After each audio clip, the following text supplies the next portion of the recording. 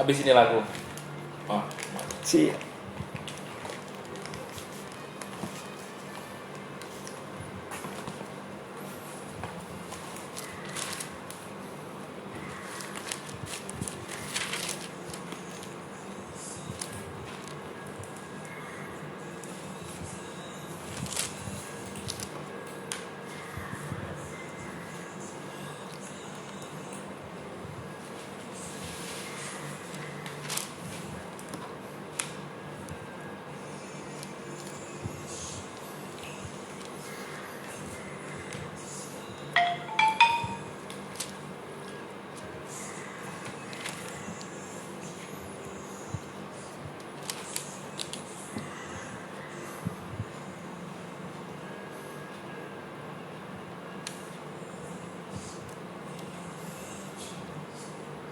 haleluya.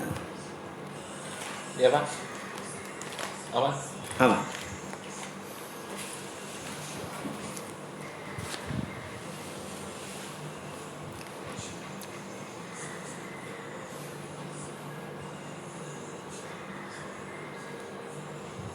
Haleluya.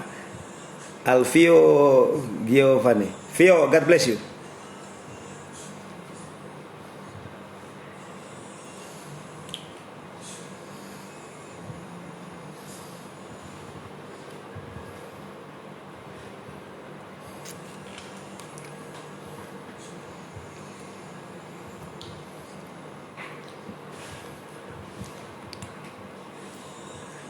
Eric Opo Odemang, God bless you.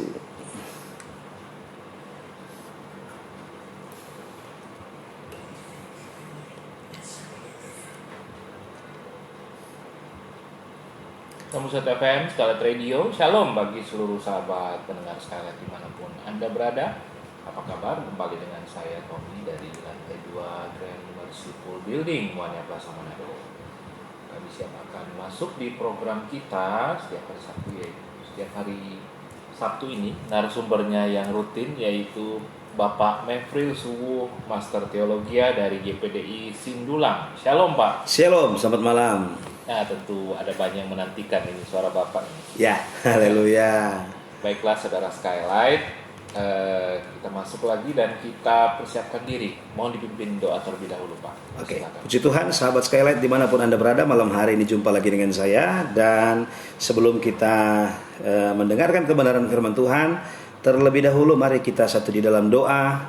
Kita berdoa. Tuhan Yesus, terima kasih banyak buat berkat dan kemurahan Tuhan yang kami alami nikmati dalam kehidupan kami, sehingga kami boleh ada sebagaimana kami ada.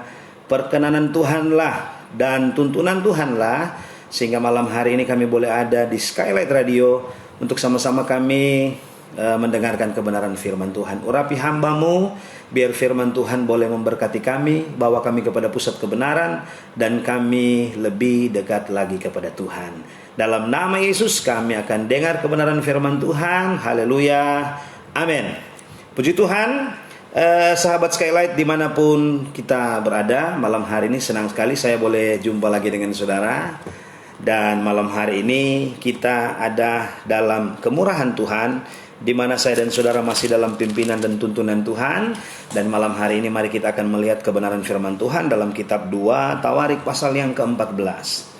Kebenaran firman Tuhan terambil dari dalam kitab 2 Tawarik pasal yang ke-14. Kita akan membaca mulai dari ayat yang ke-8 hingga ayat yang ke-13, tapi saya akan baca pada ayat yang ke-12. 2 Tawarik pasal yang ke-14 dalam ayat yang ke-9 hingga ayat 13, tapi saya akan baca malam hari ini. Saudara simak di Alkitab saudara masing-masing. Ayat yang ke-12 saya akan baca, demikian bunyi firman Tuhan. Dan Tuhan memukul kalah orang-orang Etiopia itu di hadapan Asa dan Yehuda. Orang-orang Etiopia itu lari. Ayat 13, lalu dikejar oleh Asa dan laskarnya sampai ke Gerar. Dari orang-orang Etiopia itu amat banyak yang tewas, sehingga tidak ada yang tinggal hidup, karena mereka hancur di hadapan Tuhan dan tentaranya. Orang-orang Yehuda memperoleh jarahan yang sangat besar. Puji Tuhan. Saudara kekasih dalam Tuhan, saya dan saudara ada pada pembacaan 2 Tawarik pasal yang ke-14. Jika saya dan saudara melihat pasal 14 dan 15 serta pasal 16 berbicara tentang seorang raja yang namanya Asa. Dalam catatan 2 Tawarik pasal 14 hingga ayat yang ke-16, saya dan saudara akan menjumpai ada 4 peristiwa penting yang dilakukan Asa. Dan dari 4 peristiwa penting ini, saya dan saudara akan menemukan siapa sebenarnya Asa dan siapa di belakang Asa, sehingga dalam hal-hal mengatur sebagai raja, dia mengalami hal-hal yang ajaib dan luar biasa. Dari 4 peristiwa penting Asa, terdiri dari yang pertama, saya dan saudara akan menemukan pada pasal-pasal awal atau ayat-ayat awal dari pasal 14. Sehingga saya dan saudara akan menemukan satu peristiwa pentingnya adalah, kalau saya dan saudara baca mulai ayat yang kedua, saya dan saudara akan menemukan pembaharuan pertama dari Asa. Dalam peristiwa besar yang kedua, saya dan saudara akan menemukan mulai dari ayat yang ke-8 hingga ayat yang ke-15 saya dan saudara akan menemukan kemenangan dari Asa. Peristiwa penting ketiga adalah pembaharuan yang kedua pada pasal yang ke-15. Dan dalam pasal yang ke-15 bagian akhir dan 16, saya dan saudara akan menemukan ada hal-hal yang dilakukan oleh Asa yang namanya penyimpangan-penyimpangan, sehingga mengakibatkan hal-hal yang tidak tidak senang, tidak baik terjadi dalam hidupnya. Tapi di kesempatan malam hari ini kita akan melihat peristiwa besar atau penting yang terkait dalam pembacaan ayat yang ke-12 tadi.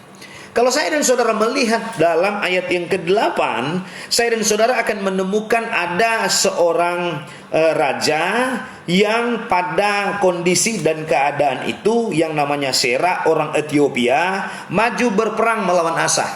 Dan di kesempatan peperangan ini, Asa mengalami yang namanya peperangan yang membutuhkan tenaga, membutuhkan pikiran, membutuhkan strategi dan lain-lain sebagainya.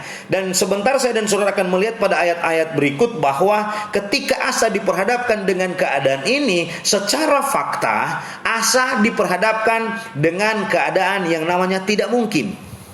Asa diperhadapkan dengan keadaan yang susah. Secara garis besar, kalau saya dan saudara akan membaca pada ayat yang ke-8 dan ayat yang ke-9, saya dan saudara akan menemukan di mana di atas kertas Asa mengalami yang namanya kalah jumlah. Di atas kertas Asa mengalami yang namanya kalah tenaga.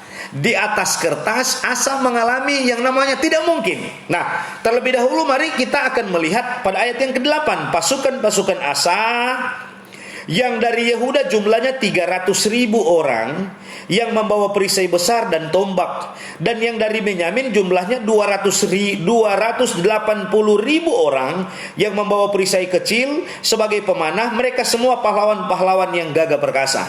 Saya coba mencatat dalam jumlah pasukan yang dimiliki Asa tercatat 30.000 dan 300.000 dan 280. Jika saya dan saudara jumlah, mungkin ada di 580.000. 580.000 pahlawan Asa. Kalau saya dan saudara melihat pada ayat yang ke-8, mereka hanya menggunakan alat seadanya, perisai dan tombak, panah dan pedang. Tapi mari kita melihat kekuatan Sera. Catatan firman Allah katakan begini pada ayat yang ke-9, Sera orang Ethiopia itu maju berperang melawan mereka dengan tentara sebanyak 1.000.000 orang dan 300 kereta. Ia sampai ke Merasa. Sera memiliki 1.000.000 tentara lengkap. Kalau dibandingkan dengan Asa hanya 580. Ditambah lagi catatan kebenaran firman Allah katakan pasukan dari Sera ini 300 diantaranya memakai kereta. Kalau saya dan saudara melihat mengundur kembali ke masa lalu, kalau kereta digunakan berarti senjatanya tidak terbatas kepada pedang dan tombak. Karena di kereta juga dia ada fasilitas lain yang diperhadapkan dalam peperangan. Nah, secara di atas kertas, kalau saya dan saudara melihat, Asa hanya memiliki 5.000 580.000.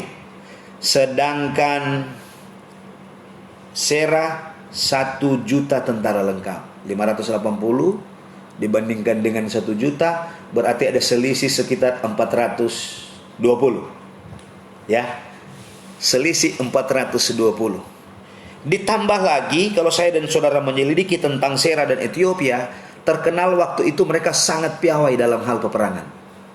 Senjatanya lebih modern dari senjata-senjata Asa. Jadi otomatis kalau saya dan saudara hitung secara matematis, Asa kalah jumlah, Asa kalah perlengkapan perang. Di atas kertas mereka 1 berbanding 2. Jadi Asa pasukannya harus menghadapi 2 pasukan terlatih, mereka hanya 1 pasukan terlatih. Tapi inilah malam hari ini yang menarik perhatian saya malam hari ini. Di atas kertas Asa kalah. Kalah jumlah, kalah perlengkapan perang. Tetapi dalam ayat yang ke-12 yang saya dan saudara baca, dan Tuhan memukul kalah orang-orang Ethiopia itu di hadapan Asa. Artinya Asa mengalami kemenangan yang tidak mungkin. Di atas kertas tidak mungkin menang. Tetapi kenapa Asa mampu menang di tengah-tengah ketidakmungkinan? Alasan yang pertama, kalau saya dan saudara baca ayat yang ke-12, karena apa? Tuhan memukul kalah orang-orang Ethiopia itu. Alasan yang pertama kenapa Asa mampu menaklukkan Serah yang tidak mungkin dengan keterbatasan, Asa mampu menaklukkan Serah karena Tuhan beserta dengan Asa. Saudara kekasih dalam Tuhan, jika ini saya dan saudara implementasikan dalam kehidupan saya dan saudara, bukankah hari-hari ini saya dan saudara sementara diperhadapkan dengan berbagai-bagai peperangan? Peperangan artinya mungkin Anda sementara diperhadapkan dengan peperangan hidup, Anda sementara diperhadapkan dengan peperangan ekonomi, Anda sementara diperhadapkan dengan peperangan hari-hari ini. Ada tindisan, ada hal-hal yang tidak mengenakan dan tidak menyenangkan terjadi dalam hidupmu. Dan di atas kertas mungkin Anda diperhadapkan dengan tidak mungkin menang. Hari-hari ini tidak mungkin berhasil, tidak mungkin usaha saya berhasil, tidak mungkin pekerjaan saya berhasil, tidak mungkin apa yang kau sementara kerjakan hari-hari ini berhasil. Tapi kalau beserta dengan Tuhan, yang tidak mungkin akan menjadi mungkin. Kenapa? Karena janji kebenaran firman Allah berkata, Tuhan yang kita sembah mau berperang untuk kita. Sebabnya mari hari-hari ini kita percaya bahwa kita memiliki Tuhan yang mau berperang bagi kita. Tetapi Tuhan mau berperang bagi kita ketika saya dan saudara pada posisi sama seperti Asa. Apa yang dilakukan Asa? Ayat yang kedua katakan Asa melakukan apa yang baik dan yang benar di mata Tuhan.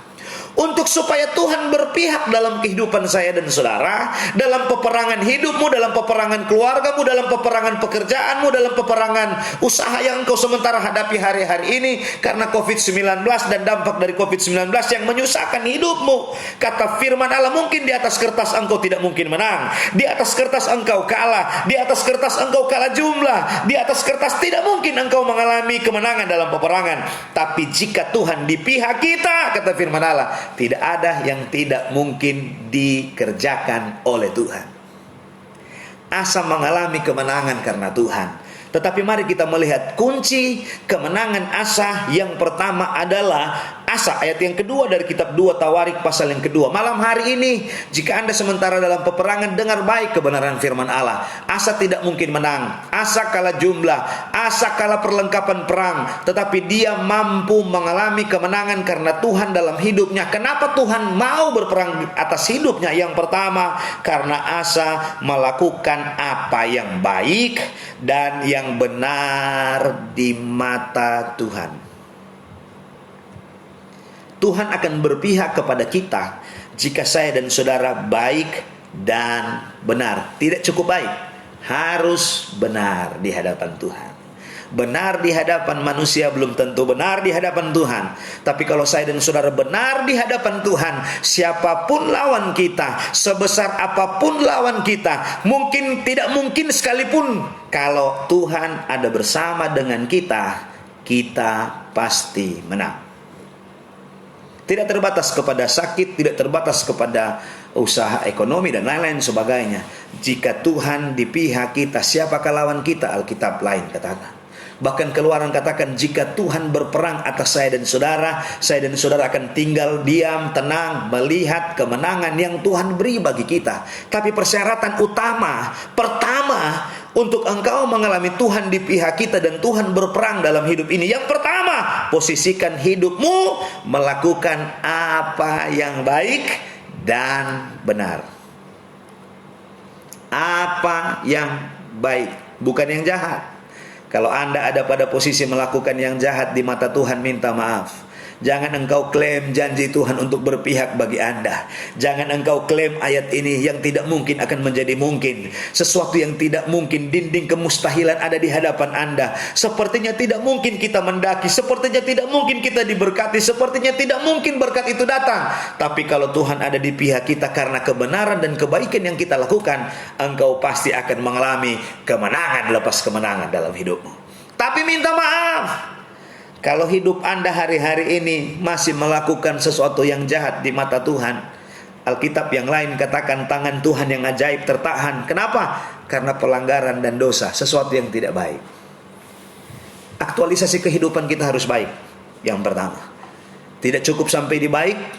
Baik artinya baik lawan dari yang jahat. Jangan suka yang jahat-jahat. Yang kedua, benar. Haleluya, bukan salah. Karena kalau Anda masih pada posisi salah hidupmu, salah pandangan hidupmu, salah kelola, salah, firman Allah katakan, maaf, engkau tidak akan pernah meruntuhkan dinding kemustahilan dalam hidupmu. Sahabat Skylight dimanapun Anda berada yang mendengarkan radio malam hari ini, apapun keadaanmu, mungkin engkau diperhadapkan dinding kemustahilan, mungkin engkau diperhadapkan dengan sesuatu yang tidak mungkin, mungkin engkau sementara diperhadapkan dengan gunung yang tinggi susah untuk didaki. Yakinilah Anda akan mampu mendaki itu ketika Tuhan ada di pihak Anda. Tetapi Tuhan ada di pihak kita kalau saya dan saudara pertama melakukan yang baik, dan yang kedua benar di hadapan Tuhan. Jangan cuma benar di hadapan bos. Jangan cuma benar di hadapan pendeta. Jangan cuma benar ketika di gereja, tapi dalam aktualisasi nol, tidak melakukan kebenaran. Malam hari ini firman Allah ingin memberitahukan yang tidak mungkin akan menjadi mungkin bagi saya dan saudara ketika saya dan saudara ada pada posisi melakukan apa yang baik dan benar. Haleluya. Sebabnya ketika firman Allah ini datang bagi saya dan saudara, yakinilah tidak ada yang tidak mungkin Tuhan lakukan bagi kita. Tetapi kalau saya dan saudara pada posisi tidak benar, maaf saudara, saya dan saudara pada posisi tidak baik, maaf, Tuhan tidak akan berperang bagi kita. Tuhan akan berperang bagi kita ketika kita pada posisi baik, bertetangga baik, berjemaat baik, apalagi saudara, banyak hal yang baik, melakukan yang baik. Yang kedua, mari kita akan melihat rahasia yang tidak mungkin menjadi mungkin. Yang pertama, Asa mengalami yang tidak mungkin menjadi mungkin ketika dia melakukan apa yang baik dan benar di mata Tuhan. Yang kedua, mari kita melihat ayat yang ke-10. Ayat yang ke-10, mengapa Asa mengalami kemenangan di tengah-tengah ketidakmungkinan. Mengapa Asa mengalami kemenangan di tengah-tengah kemustahilan? Mengapa Asa mengalami kemenangan di atas kertas dia kalah jumlah dan kalah tenaga? Di atas kertas dia kalah jumlah dan kalah peralatan perang. Kenapa dia mampu mengalami kemenangan di tengah-tengah peperangan yang dia hadapi? Hal yang sama, saya membalikkan keadaan ini kepada saya dan saudara. Hal yang sama, mengapa saya dan saudara mampu menang di sesuatu yang tidak mungkin, di sesuatu yang mustahil? Pertama, benar dan baik perlakuan hidupmu. Yang kedua, mari kita melihat ayat yang ke-10. Lalu Asa maju menghadapinya. Yang kedua, untuk engkau mampu mengalami sesuatu yang tidak mungkin menjadi mungkin dalam hidupmu, sesuatu yang mustahil akhirnya menjadi kenyataan dalam hidupmu. Yang kedua, maju di tengah-tengah persoalan yang engkau hadapi. Artinya, jangan lari dari kenyataan. Hadapi tantangan. Jangan lari dari tantangan. Kalau tantangan Anda sekarang ini menghadapi gunung tinggi, jangan lari dengan pendakian. Ketika Anda diperhadapkan dengan peperangan hari-hari ini, jangan lari dari peperangan itu. Kenapa? Karena ketika saya dan saudara lari dari peperangan itu, lari dari kenyataan itu, saat itulah saya dan saudara kalah. Tetapi firman Allah memberitahukan rahasianya malam hari ini, yang tidak mungkin akan menjadi mungkin ketika saya dan saudara pada titik di mana tetap maju di tengah-tengah badai. Walaupun engkau punya persoalan, walaupun engkau punya pergumulan, walaupun engkau mengalami jalan buntu, walaupun sepertinya tidak mungkin mengalami kemenangan, walaupun sepertinya menghadapi dinding yang tinggi, tapi tetap maju di dalam Tuhan. Haleluya. Yang kedua, maju di dalam Tuhan menjadi harga mati bagi saya dan saudara untuk mengalami yang tidak mungkin itu menjadi mungkin. Artinya seperti ini saudara, jangan pernah lari dari kenyataan yang engkau hadapi. Hadapi apa yang perlu kita hadapi, jangan pernah mundur. Di tengah-tengah ketidakmungkinan, di tengah-tengah kesukaran, di tengah-tengah sesuatu yang tidak mungkin, tetap mari kita maju di dalam Tuhan. Kata maju dalam Kamus Besar Bahasa Indonesia memberikan pengertian bergerak ke depan, bukan ke belakang. Jadi untuk engkau mengalami sesuatu yang tidak mungkin menjadi mungkin, mari kita terus bergerak di dalam Tuhan. Jangan kita pernah mundur. Jangan pernah kita lari. Maju terus di dalam Tuhan. Mungkin sekarang ini engkau sementara diperhadapkan dengan pergumulan. Mungkin saat ini engkau sementara diperhadapkan dengan kesukaran. Mungkin saat ini engkau sementara diperhadapkan dengan keadaan-keadaan yang tidak baik. Mari doamu tetap maju. Pengiringanmu kepada Tuhan tetap maju. Jangan ketika punya masalah kita lebih undur jauh dari Tuhan. Yang tadinya rajin berdoa jadi tidak berdoa. Yang tadinya rajin baca firman jadi sudah jarang baca firman. Yang tadinya suka sharing akhirnya sudah tidak lagi sharing. Yang tadinya kita rajin ke gereja akhirnya kita jadi malas ke gereja. Yang tadinya kita rajin memberi akhirnya kita tidak memberi lagi. Yang tadinya kita rajin untuk berdoa tiap-tiap malam kita sudah tidak lakukan itu lagi. Yang tadinya setiap pagi kita berdoa sebelum kita melangkah, sekarang ini ketika punya masalah engkau tidak melakukan itu lagi. Firman Allah katakan, untuk engkau mengalami sesuatu yang tidak mungkin menjadi mungkin, tetap maju, kerjakan yang perlu kita kerjakan, biar selebihnya Tuhan yang mengerjakan apa yang Tuhan akan kerjakan dalam hidup ini. Hari-hari ini karena COVID-19 dan dampak COVID-19, banyak orang yang akhirnya terbiasa untuk tidak lagi beribadah kepada Tuhan. Terbiasa untuk tidak ada lagi mesbah keluarga. Terbiasa untuk tidak ada lagi baca firman setiap hari. Tidak terbiasa dengan keadaan, karena keadaan seperti ini akhirnya terbiasa hari Minggu sudah tidak lagi cari gereja, sudah tidak lagi cari ibadah online dan lain-lain sebagainya. Firman Allah ingin memberitahukan kepada kita malam hari ini, ingin mendorong kepada kita malam hari ini, untuk engkau mampu mengalami dari yang tidak mungkin menjadi mungkin dalam hidupmu layaknya Asa. Yang kedua, Anda terus maju di dalam Tuhan. Jangan patah semangat, jangan mundur, apalagi lari. Sahabat sekalian, dalam kenyataan kehidupan ini kadang-kadang kita seperti itu. Tapi mari malam hari ini Asa ingin memberitahukan kepada kita, sebenarnya dia tidak mungkin mengalahkan Serah. Di atas kertas dia kalah. Tidak mungkin. Mungkin engkau ada pada titik itu. Lakukan bagianmu, biar lain sisanya Tuhan yang akan melakukan bagiannya bagi saya dan saudara.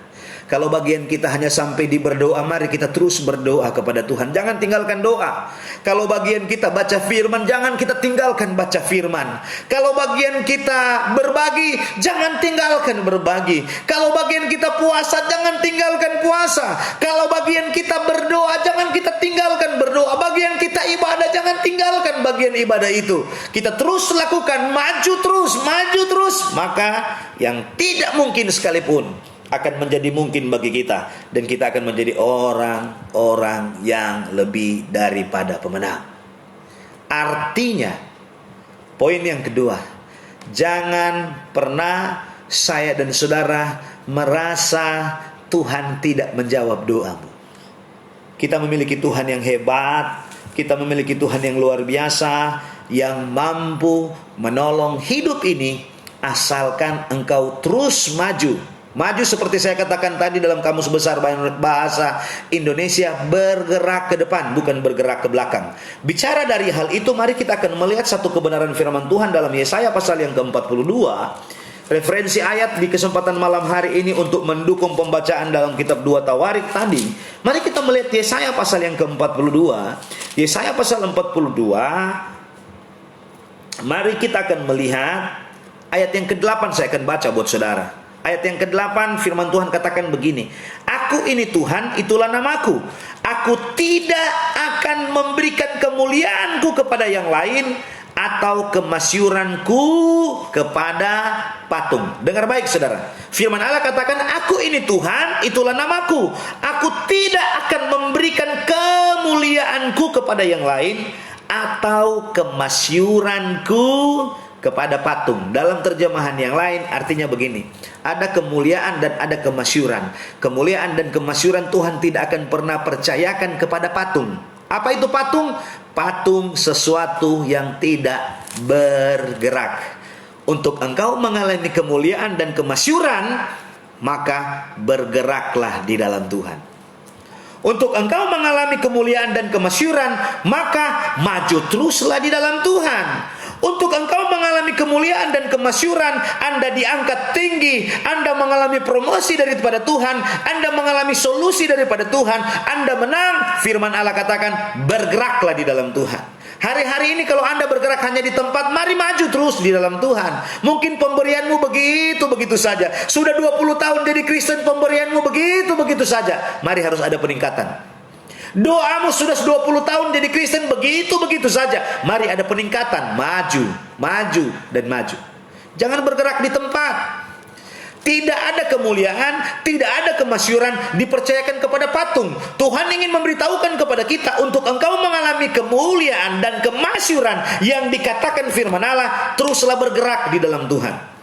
Mungkin sepertinya hari-hari ini, sepertinya jawaban itu belum terjadi. Sepertinya jauh jawaban itu, tapi teruslah bergerak di dalam Tuhan. Kenapa? Karena firman Allah yang menjanjikan Tuhan akan memberikan kemuliaan dan kemasyuran kepada jemaat yang bergerak. Kepada orang Kristen yang mau bergerak di dalam Tuhan. Kepada orang Kristen yang mau terlibat dalam pelayanan. Kepada orang Kristen yang mau terlibat dalam melayani Tuhan. Tapi kalau engkau hanya duduk saja di rumah, gak mau ke gereja, gak mau baca firman, gak mau bergerak di dalam Tuhan, maaf, kemuliaan dan kemasyuran tidak pernah dipercayakan kepada sesuatu yang tidak bergerak. Sebabnya untuk engkau mengalami dari yang tidak mungkin menjadi mungkin dalam hidupmu, kemuliaan dan kemasyuran dipercayakan dalam hidupmu, kata firman Allah, bergerak di dalam Tuhan.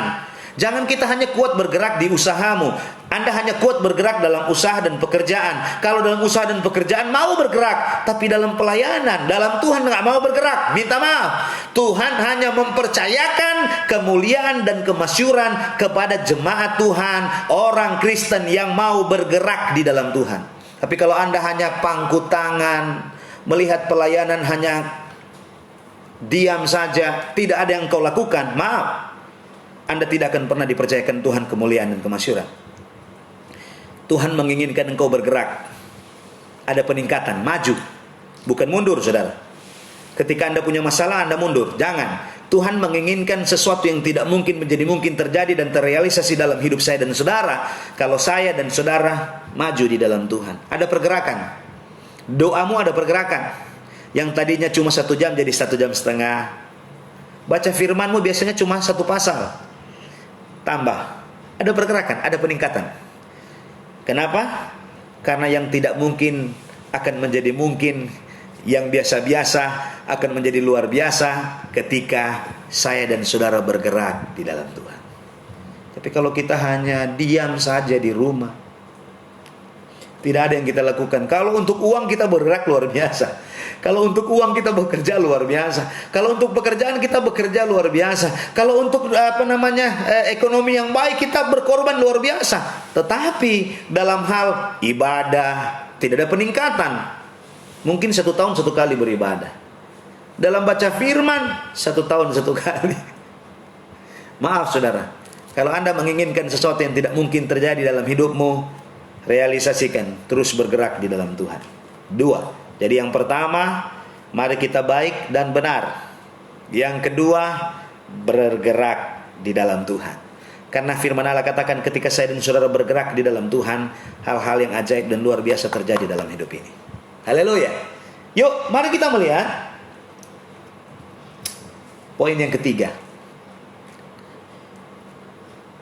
Ayat yang ke-10. Lalu Asa maju menghadapinya. Mereka mengatur barisan perangnya di lembah Sefata dekat Merasa. Yang kedua, Asa di tengah-tengah peperangan yang dihadapi, di tengah-tengah sesuatu yang tidak mungkin dia menangi, dia tetap melakukan apa yang menjadi bagiannya. Artinya Asa tidak tinggal diam. Apa yang menjadi tugas di pundaknya dia tetap kerjakan. Apa yang menjadi tugasnya sebagai pemimpin negara waktu itu, sebagai pemimpin perang, tetap dia kerjakan. Walaupun sebenarnya di atas kertas dia tidak mampu, sepertinya tidak mungkin dia menang, tapi dia tidak patah semangat. Poin yang ketiga, patah semangat. Jangan sampai saya dan saudara karena masalah yang engkau hadapi, karena problem yang engkau hadapi, karena kesukaran yang engkau hadapi, karena peperangan yang engkau hadapi, menjadikan itu alasan untuk saya dan saudara tidak beribadah, tidak baca firman, tidak melakukan tanggung jawab kita. Karena ada banyak orang yang seperti itu, menjadikan alasan pergumulan. Kenapa ditanya, kenapa enggak masuk ibadah? Ya, ada pergumulan. Kenapa enggak baca firman? Ya, toko nggak ada orang jaga, ada lain-lain sebagainya. Artinya begini, mari apapun yang ada di atas pundak kita kerjakan. Kalau kita sebagai bapak rumah tangga, mari kita kerjakan yang perlu kita kerjakan. Kalau kita sebagai ibu rumah tangga, mari apa yang ada di atas pundak kita ini kita kerjakan. Jangan karena masalah hidup, karena persoalan hidup, Anda lari tinggalkan tanggung jawab. Tinggalkan tanggung jawab sebagai ayah untuk melihat anak-anak, mencari pekerjaan, mencari uang dan lain-lain sebagainya. Tinggalkan tanggung jawab sebagai ibu untuk mengurus rumah tangga dan lain-lain sebagainya. Karena persoalan dan lain-lain sebagainya. Lari dari apa yang ada di atas pundak kita. Asa pada konteks ini tetap mengerjakan apa yang ada di atas pundaknya. Sehingga ketika dia melakukan tugas dan tanggung, artinya begini saudara. Saya ingin lepas dalam terjemahan yang lain yang agak sedikit lebih sederhana. Apapun tanggung jawabnya, dia tetap kerjakan, tidak menjadikan persoalan dan pergumulan alasan untuk melepaskan tanggung jawab. Kalau Anda tanggung jawab sebagai karyawan, kerjakan. Kalau Anda tanggung jawab sebagai kepala kantor, kerjakan tanggung jawabmu. Jangan karena ada masalah lari, tinggalkan. Alasan tidak kerja karena ada masalah hidup, tidak kerja. Padahal tanggung jawab Anda harus memimpin kantor itu. Jangan pernah menjadikan alasan masalah hidupmu, peperangan hidupmu untuk engkau tinggalkan apa yang menjadi tanggung jawab. Kalau Anda sebagai karyawan, bekerjalah baik-baik. Kalau Anda sebagai pekerja, bekerjalah baik-baik. Kalau Anda sebagai kepala rumah tangga, bekerjalah sebagai kepala rumah tangga yang baik-baik. Jangan pernah tinggalkan itu. Yang terakhir, yang keempat, malam hari ini kita akan melihat poin yang terakhir. Saya akan akhiri dengan ini. Yuk mari kita melihat ayat yang ke-11. Poin yang keempat yang tidak mungkin menjadi mungkin terjadi, terrealisasi dalam hidup ini. Kata firman Allah, mari kita melihat pelajaran dari Asa yang keempat, ayat yang ke-11. Kemudian Asa berseru kepada Tuhan Allahnya. Yang terakhir, yang keempat, untuk ada dinding kemustahilan itu dihancur, yang tidak mungkin menjadi mungkin, terrealisasi dalam hidup ini, engkau menjadi orang yang menang, persoalanmu dikalahkan dan lain-lain sebagainya. Firman Allah katakan yang keempat yang dilakukan Asa dalam kitab 2 Tawarik pasal 14 adalah berseru kepada Tuhan. Dalam bahasa Ibrani menggunakan kata kaurau. Kaurau arti yang pertama teriak. Teriak dia, Tuhan tolong. Artinya begini saudara, jangan kita mengutamakan kekuatan kita, koneksi kita, atau uang kita terlebih dahulu ketika kita punya masalah. Ketika kita punya masalah, lakukan tanggung jawabmu, maju terus di dalam Tuhan, tetap melakukan sesuatu yang baik dan benar. Yang keempat, mari kita berdoa kepada Tuhan. Lipat lututmu dan teriaklah kepada Tuhan, Tuhan tolong. Kaurau yang kedua berarti memanggil. Yang ketiga, menangis kalaupun kita menangis. Dan yang keempat, proklamirkan bahwa kita memiliki Tuhan. Coba kita lihat pada ayat yang ke-11, dikatakan begini. Kemudian Asa berseru kepada Tuhan Allahnya, ya Tuhan, selain daripada Engkau tidak ada yang dapat menolong yang lemah terhadap yang kuat. Tolonglah kami ya Tuhan. Teriak, panggil, kalau perlu menangis berlutut, dan declare bahwa kita memiliki Tuhan yang mampu menolong. Haleluya. Sebabnya Matius pasal yang ke-7 mengatakan mintalah kepada Tuhan. Yohanes pasal 15, jikalau saya dan saudara ada di dalam Tuhan, mintalah kepada Tuhan. Yohanes 14 ayat 14 katakan, mintalah di dalam namaku, aku akan melakukannya. Artinya saudara, dalam aspek apapun yang kita hadapi, tetaplah berdoa. Malam hari ini saya bicara dari bekerja dan berdoa. Sehingga yang tidak mungkin akan menjadi mungkin bagi saya dan saudara. Sebut masalahmu, sebut persoalanmu, sebut apa yang sementara engkau hadapi hari-hari ini, peperangan yang sementara engkau hadapi hari-hari ini. Engkau akan mengalami kemenangan ketika ketika Anda ada pada titik baik dan benar. Yang kedua, ketika saya dan saudara ada pada titik, firman Allah katakan, apa tadi ya? Tetap maju di dalam Tuhan. Yang ketiga, tetap lakukan apa yang menjadi tanggung jawab kita. Dan yang keempat, berseru panggil nama Tuhan. Haleluya. Tuhan Yesus kiranya memberkati. Hal yang dahsyat dan luar biasa terjadi bagi saya dan saudara ketika saya dan saudara melakukan 4 hal ini. Haleluya. Amin, amin, amin, amin, amin. Puji Tuhan sahabat sekalian, sebelum kita lanjut lagi, kita break sebentar dengan lagu pujian berikut ini. Bila Tuhan mengujimu. Tuhan Yesus memberkati.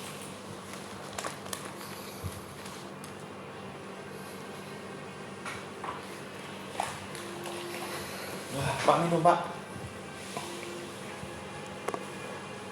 Tuh kita setengah mantul lagi. Tuhan Yesus memberkati. Haleluya. Amin, amin, amin, amin, amin.